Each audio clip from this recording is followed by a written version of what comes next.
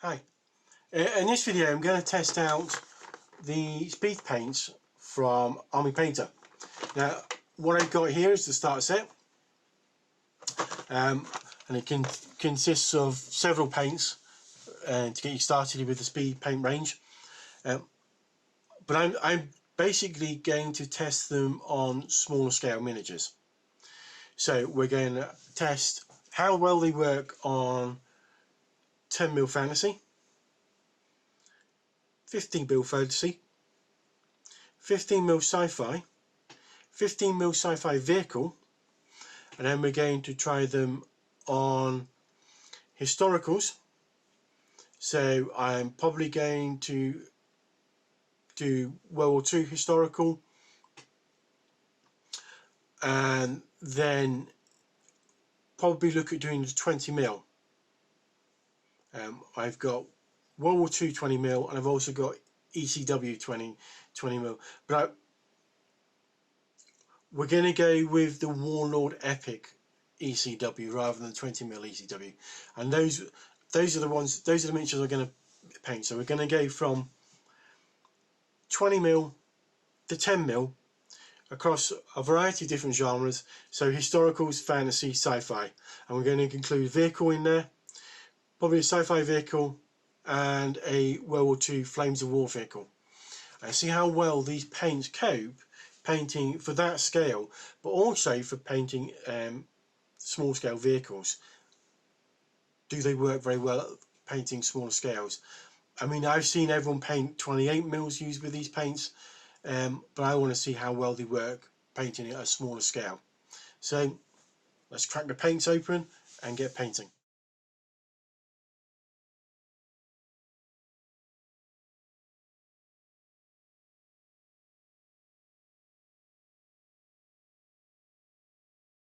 So before we start painting, we're just going to have a quick look at the starter paint set. So you get 10 miniatures in this set, and there's also comes with a free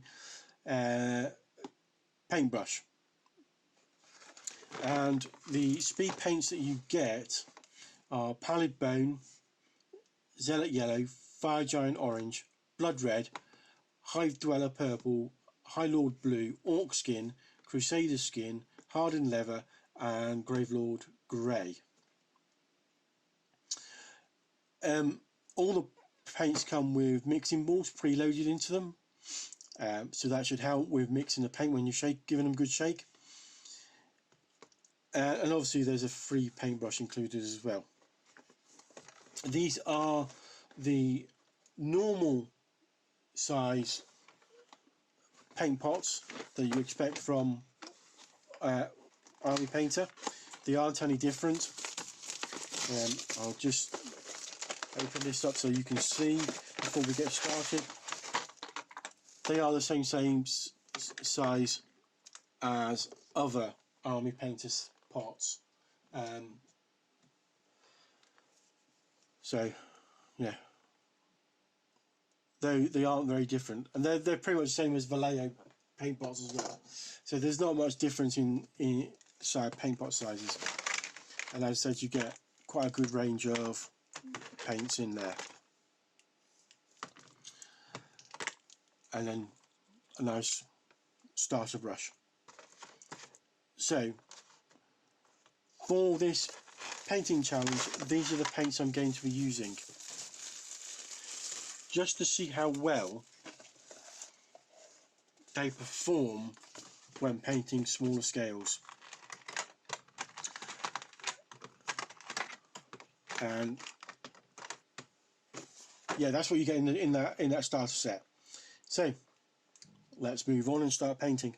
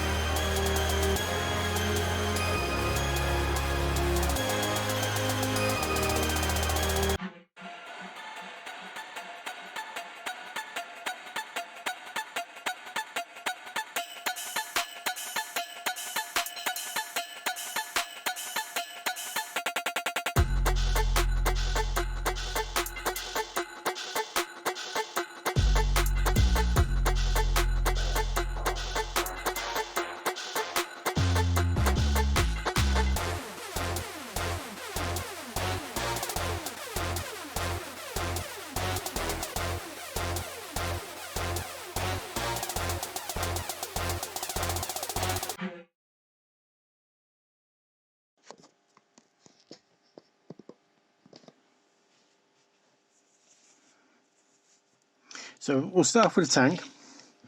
This is a hover tank, and it's from Hammers Slammers range. So it's a metal top and a resin bottom. And basically what I did with this one was I base coated it with the yellow, which was quite a bright yellow. So what I did was I then gave it a wash of the camo shade from Citadel. Then did the green, and the green's quite bright. I mean, as you can see from the tank, 15mm tank from Flames of War, and it's a lot brighter than that, and that's had washes over that T34 to try and pull that colour back.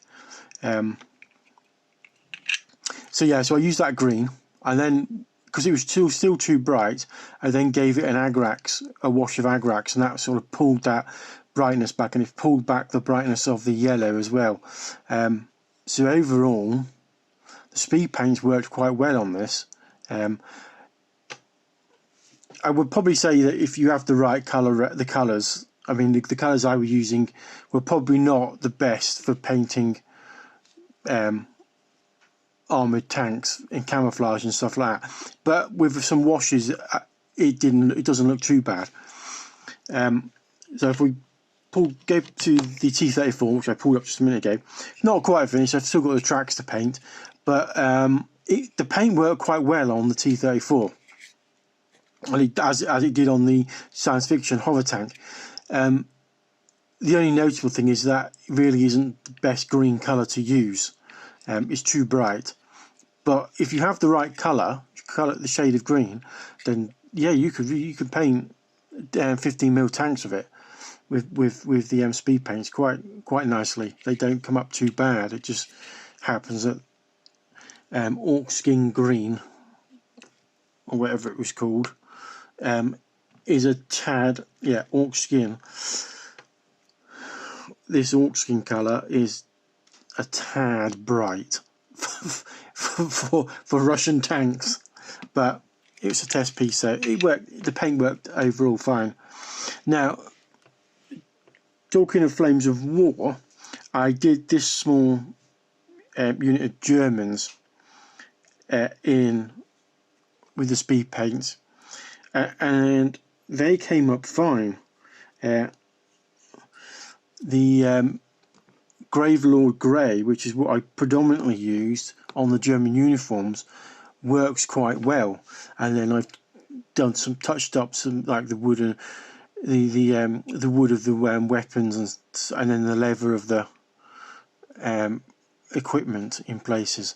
And overall they look quite good. I mean, that's worked out quite well, and I think I'll continue that paint scheme with the rest of the Germans I've got to paint. Now, I also tried a 1/7/2 scale plastic miniature, and this is Warring States from Caesar Miniatures. See if I can get him into range. And so overall, it's done a pretty good job. I would say these work great for 1/7/2 scale plastic miniatures. He came out quite nicely, so they work quite well on that style of miniature. I also did a 20mm Russian, and this is from SHQ Miniatures. Now I'll put all the links down below for all of the miniatures that I used in this test paint, but I mean, he came out alright. It's not bad. For a very quick and easy paint scheme, these speed paints work really well. They did work exceptionally well on a far smaller scales. And we can see here the 10mm. The flesh worked quite well on that, on the Barbarian at 10mm. And it's done a pretty good job. I mean, if you're going to paint a 10mm army, speed paint I would say is the way to go. It's really fast and really quite effective.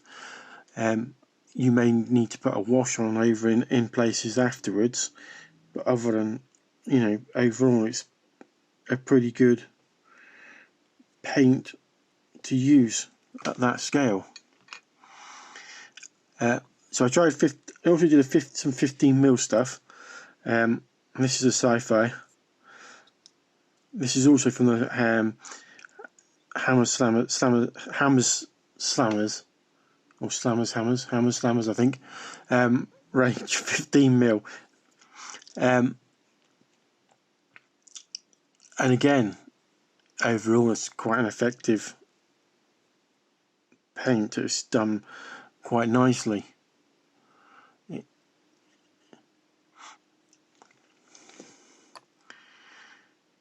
And so I also did two 15mm, started doing two 15mm barbarians, and these are from the cobblestone range. If anyone's has watched the videos I've done on the 15mm army for Warhammer, these are from the range of miniatures by Cobblestone that I'm using for that, and they came out quite well. Now I did the only non-speed paint I've used has been the metallics, because in the set I have there were no metallics, and I'm not 100% sure if there are metallics in that range. This is another 10mm. It's from Spellcrow, same as the Barbarian 10mm I showed earlier before, and that came out really well. The speed paint seems to work really well when there's a lot of detail, sort of crevices, in the same way a wash goes into those crevices. And yeah, so it's picked out that sculpt really nicely. Again, I've had to use a metallic in places, but otherwise everything was done with a speed paint, and it's come out quite nicely. The final miniature I did was one of the new Pike and Shot epic range from Warlord Games. I picked out one of the cavalry, and that has come out quite nice as well. For the armour I just used the Graveyard Grey, and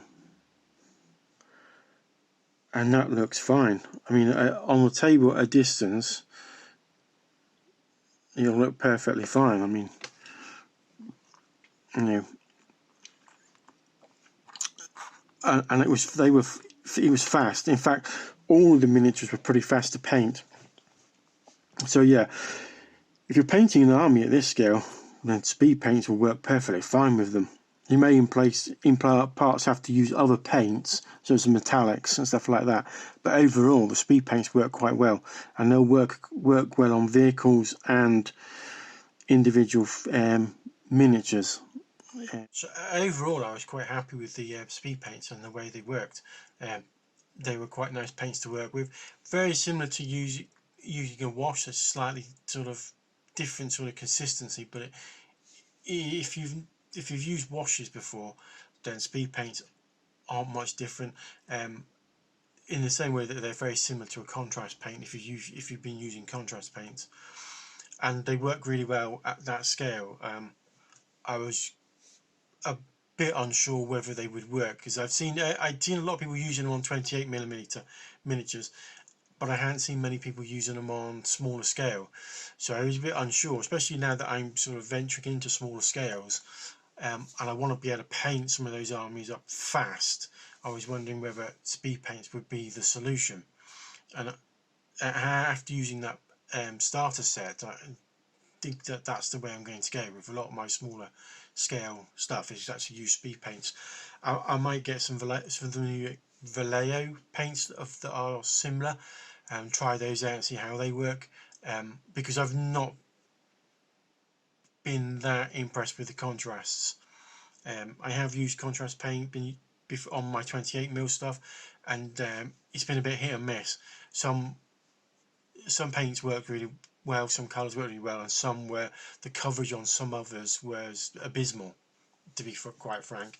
But overall on the speed paint, I've been quite impressed.